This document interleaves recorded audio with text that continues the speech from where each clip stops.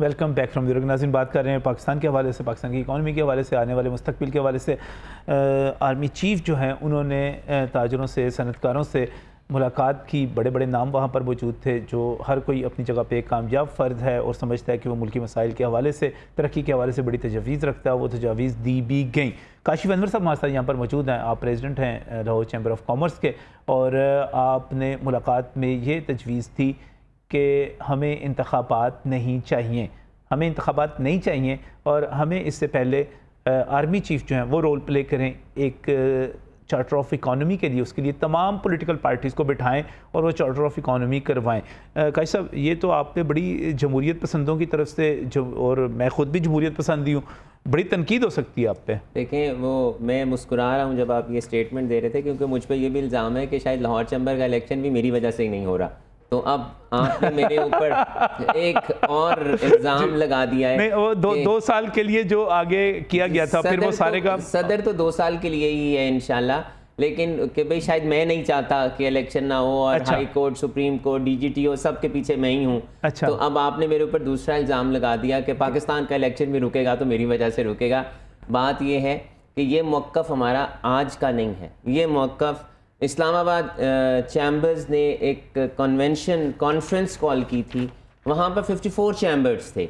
हमारा मुश्तरका इलामिया था तमाम चैम्बर्स का, it is on record, we don't need elections, we need charter of economy first. तो ये हम तमाम चैम्बर्स का, बिजनेस कम्युनिटी का मुतालबा, मुल्क भर की बिजनेस कम्युनिटी का है। मैं रिकॉर्ड दे सकता हूँ, ये ऑन रिकॉर्ड है कि हमारे इस्लामाबाद चैम्बर के कन्वेंशन में ये फैसला हुआ था कि पहले हमें चार्टर ऑफ इकोनॉमी चाहिए है, उसके बाद हमें इलेक्शन चाहिए। तो मैंने तो उसी स्टेटमेंट को किया, और मैं तो ये स्टेटमेंट बड़ी देर से दे रहा हूँ उस स्टेटमेंट के साथ कि जिस तरह मैं ये भी मांग रहा हूँ कि हमें डॉलर्स की एमनेस्टी दी जाए, हमें ग्रे इकोनॉमी को वाइट करने के लिए कोई इंसेंटिव्स लिए जाएँ।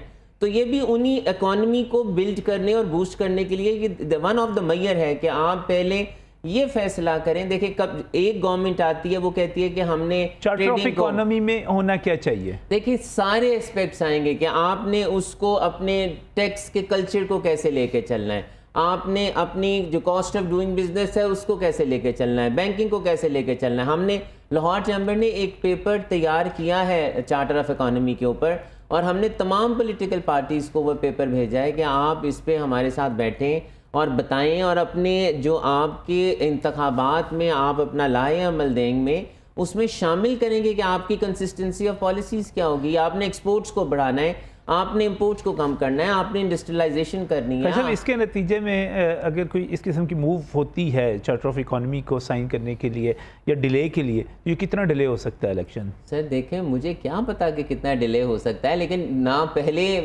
हुआ चार्टर ऑफ इकोनॉमी साइन, लेकिन ये हमारा जमहूरी हक है कि हम ये चाहते हैं कि हमारे मुल्क की मईशत चले, हमारे मुल्क की इंडस्ट्री का पहिया चले, रोज़गार। हम ये क्यों कहते हैं, मैं अब ये कह रहा हूँ हर प्लेटफॉर्म पे कि हम अपने फिनिश गुड्स को एक्सपोर्ट नहीं कर सकते, लेकिन हम स्किल्ड लेबर एक्सपोर्ट कर सकते हैं। वाई? हमारी स्किल्ड लेबर को हमारे मुल्क के अंदर काम करना चाहिए, हमारे स्किल्ड लेबर को हमारी मुल्क की इंडस्ट्री को चलाना चाहिए। हमारे यहाँ पर बैंकिंग को इतना डेवलप होना चाहिए कि हमें बाहर कोई बंदा भेजना ही ना पड़े। आपके मुल्क के अंदर इतने हॉस्पिटल्स होने चाहिए कि आपके डॉक्टर्स एंड नर्सेज आपके मुल्क के हॉस्पिटल्स को सर्व करें।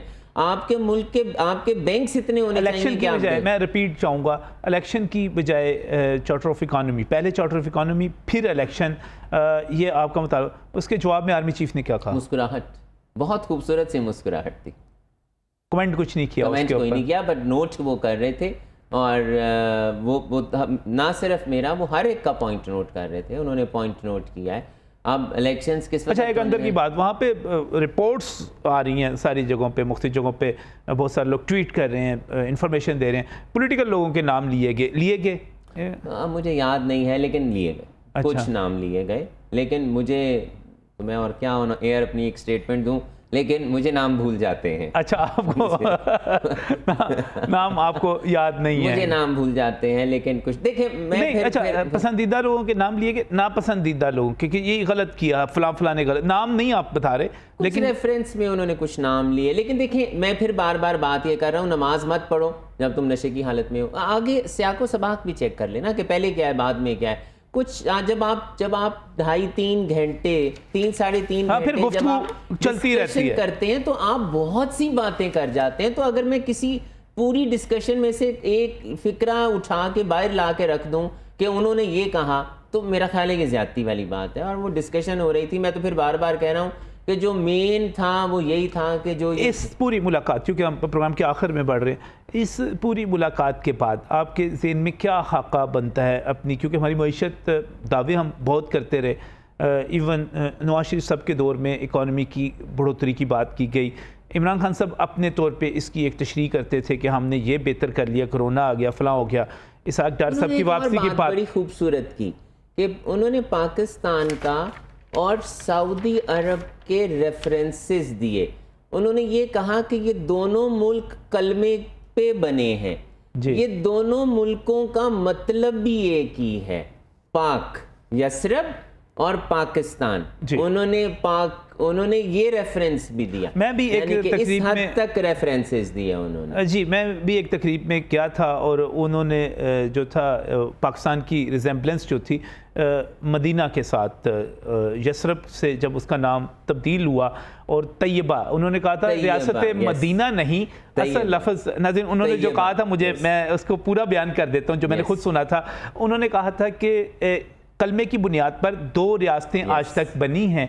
एक रियासत मदीना यसरब उन्होंने नाम लिया था, और उसके बाद उन्होंने कहा था मदीना का लफ्ज़ इसलिए इस्तेमाल नहीं करना चाहिए, मदीना का मतलब है शहर, और उन्होंने कहा कि इसको तैयबा, रियासत तैयबा। और इसी तरह जब पाकिस्तान का हम देखते हैं, नाम लेते हैं, तो पाकिस्तान भी पाक लोगों के रहने की जगह, तो ये दोनों का मतलब भी एक है, दोनों कलमे की बुनियाद पर बनी है। कहा कि ये दोनों 27 रमजान को बने थे, ये बात भी शायद हुई। अच्छा, चले अब आप वापस आ जाएंगे उसी सवाल के ऊपर कि आपको पाकिस्तान का इकोनॉमिक फ्यूचर, क्योंकि बातें बहुत होती रही, पहले भी दावे भी होते रहे, इकोनॉमिक फ्यूचर इन तमाम जो इनिशिएटिव वहाँ पर बयान किए गए, क्या नज़र आ रहा है? मैं तो जी सिर्फ उनकी ज़िंदगी, लंबी उम्र और अल्लाह ताला से उनके लिए इस्तकामत और हिम्मत ताकत की दुआ करूँगा कि अल्लाह ताला उन्हें हिम्मत ताकत इस्तकामत दे कि जो वो चाहते हैं पाकिस्तान को जहाँ पर लेके जाना, और जो हमारी ख्वाहिश है कि पाकिस्तान को हम among the top 5 countries of the world देखना चाहते हैं, अल्लाह ताला पाकिस्तान को ले जाए। अल्लाह खैर जी, बहुत बहुत शुक्रिया काशिफ अनवर साहब हमारे साथ, लाहौर चैम्बर ऑफ कॉमर्स के प्रेसिडेंट। एक बड़ी अहम मुलाकात, एक आप ये समझ लें कि आइंदा के हवाले से पाकिस्तान की पॉलिसी क्या होगी, किस तरह उससे चलना है, उसके हवाले से मुलाकात थी, उसकी तफसीलात से आपको यहाँ पर आगाह कर रहे थे। मैं उनकी आमद पर उनका मशकूर हूँ। इसके साथ ही प्रोग्राम का वक्त खत्म हो रहा है। अपने मेज़बान नजम अली खान को और न्यूज़ नाइट की पूरी टीम को इजाज़त दीजिए। आपसे कल फिर मुलाकात होगी, तब तक के लिए अल्लाह हाफिज़।